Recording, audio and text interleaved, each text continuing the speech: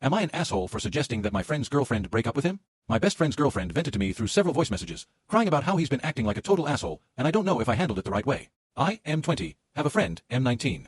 We've been best friends for about 9 years, we have a great relationship, and we know each other deeply. My dear friend suffers from substance addiction. He's a hardcore stoner, smoking several times a day, in addition to drinking way too much, and having had some episodes with meds, clonazepam, alprazolam, and others. This is closely related to his mental health history.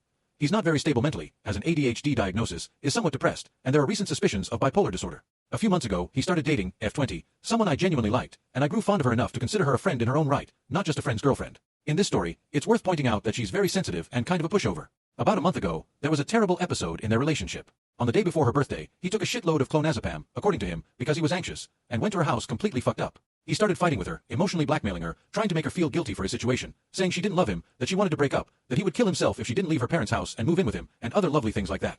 The night dragged on, happy birthday to her, and he ended up in the hospital, continuing the guilt-tripping game with her while she was breaking down in tears. At the same time, he was being an asshole to his own mother, who was trying to help him at the hospital. She told me everything that happened the next day, because he had sent me and posted some strange stuff, in that self-pitying, oh poor me, I'm so sad, someone help me tone, and I got worried and asked both of them what was going on. He didn't even reply to me, and she told me everything. A few days ago, I casually called her to talk, when suddenly she asked if I had seen that he'd freaked out again. I had no idea and asked her to explain. She then started venting to me, saying that basically the same thing had happened again, only worse, and 2 days in a row. This time, he wasn't just disrespectful to her, but also to her father, who took him to the hospital, was even more of an asshole to his own mother, cut his own arms, and escalated the emotional blackmail even further.